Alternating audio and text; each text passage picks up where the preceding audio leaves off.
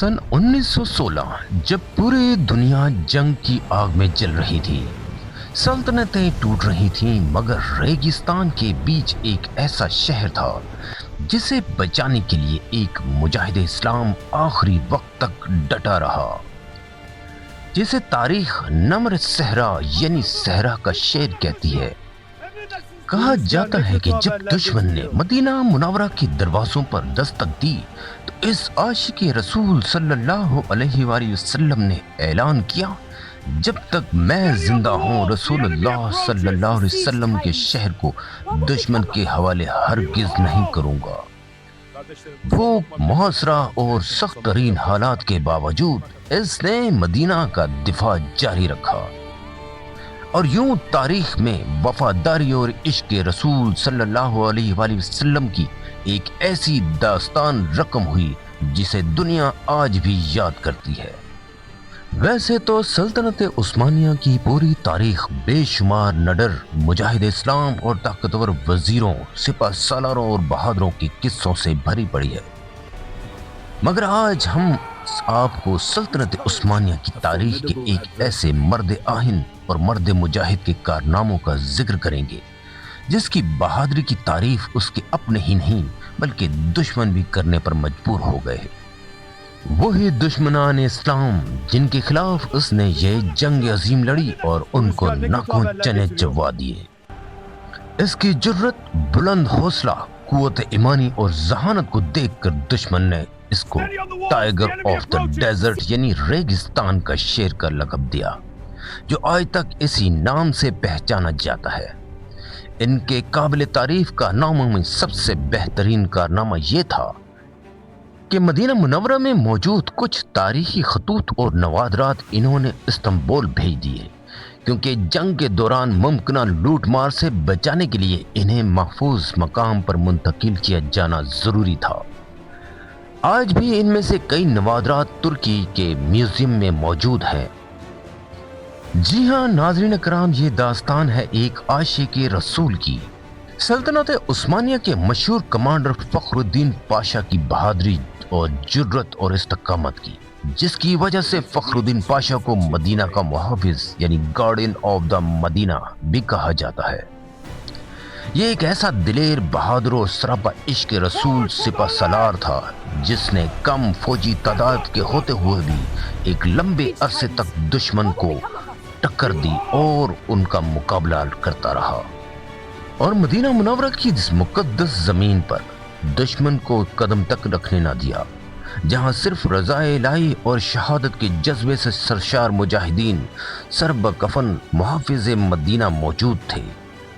फखरुद्दीन पाशा अपने चंद जानबाज उस्मानी फौजियों के साथ थे और दूसरी जानब इस दौर की सुपर पावर शैतान सिफ्त बरतानिया और फ्रांस की अफवाज और उनकी मदद कर रहा था शरीफ हुसैन बिन अली मक्की, जो दौलत और इक़्तिदार की हवस और लालच में अपना दीन और ईमान इन इस्लाम दुश्मन ताकतों को बेच चुका था। इस्लाम दुश्मन मशहूर जमाना जासूस जिसे लॉरेंस ऑफ अरेबिया के नाम से जाना जाता है, ये सब उसी का खेल रचाया हुआ था।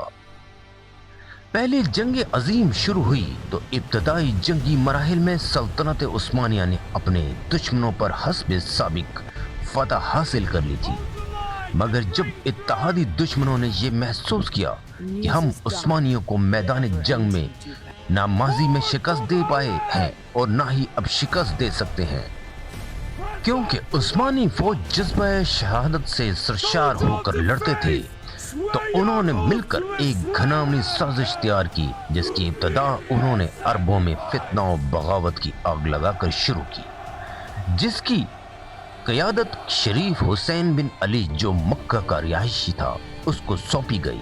उसको लालच दिया गया कि तुम उस्मानियों के खिलाफ अरब अवाम को बगावत पर उकसाओ और सल्तनत उस्मानिया से अलहदगी का मुतालबा करो और फिर जंग के बाद खिलाफत तुम्हें दे दी जाएगी और एक आज़ाद अरब रियासत कायम की जाएगी, जबकि दूसरी जानिब इस्तांबुल में कमाल अतातुर्क को अपना मोहरा बनाकर सल्तनत उस्मानिया की फौज में बगावत कराई गई।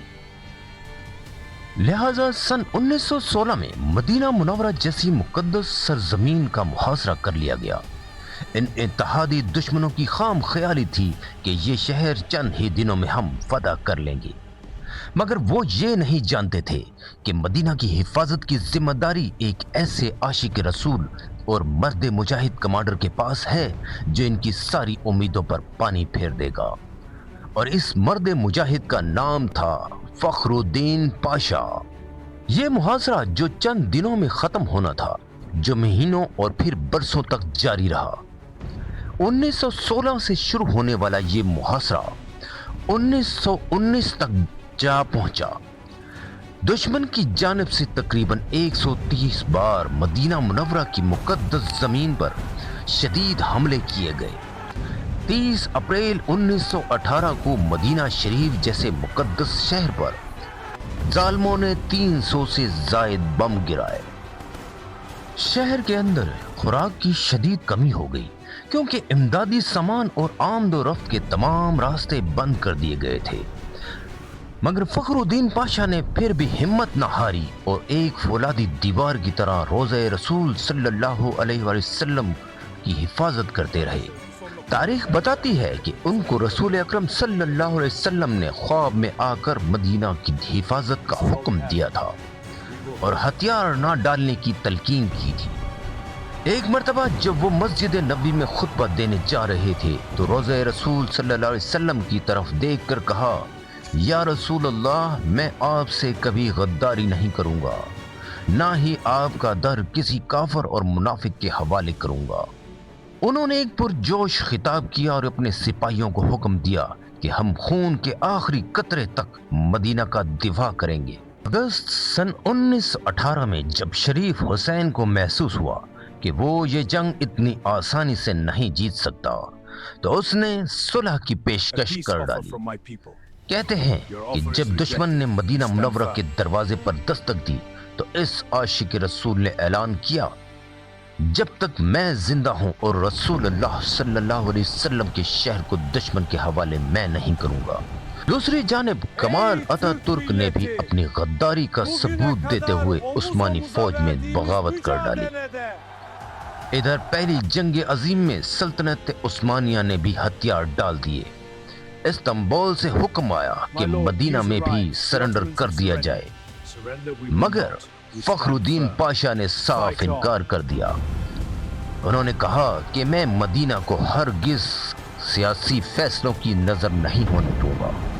بالآخر فروری سن 1919 میں انہی کے اپنے چند سپاہیوں نے بغاوت کر ڈالی اور انہیں گرفتار کر کے دشمنوں کے حوالے کر دیا۔ 2 فروری سن 1919 کو مدینہ دشمنوں کے قبضے میں چلا گیا۔ فخر الدین پاشا کو قید کر کے مالٹا بھیج دیا گیا، جہاں انہوں نے تقریباً 2 سال قید تنہائی کاٹی۔ پھر سن 1921 میں رہائی کے بعد وہ دوبارہ ترکی کی فوج میں شامل ہوئے اور یونان اور فرانس کے خلاف جنگ میں حصہ لیا اور ترکی کی آزادی میں ایک اہم کردار ادا کیا۔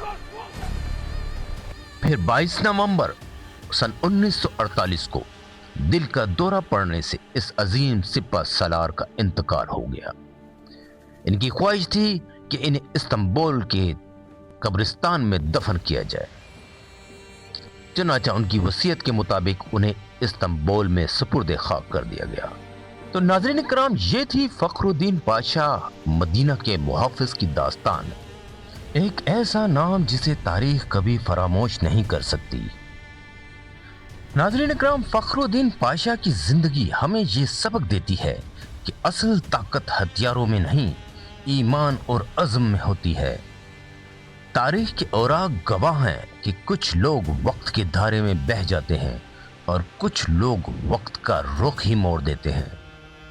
فخر الدین پاشا انہی لوگوں میں سے ایک تھے، اور شاید اسی وجہ سے ان کی کہانی آج بھی ہمیں وفاداری، قربانی اور عشق رسول صلی اللہ علیہ وآلہ وسلم کی یاد دلاتی ہے۔ بھوک، محاصرہ اور سخت ترین حالات کے باوجود انہوں نے مدینہ کا دفاع جاری رکھا تھا۔ اور یوں تاریخ میں وفاداری اور عشق رسول صلی اللہ علیہ وسلم کی ایک ایسی داستان رقم ہوئی جسے دنیا آج بھی یاد کرتی ہے۔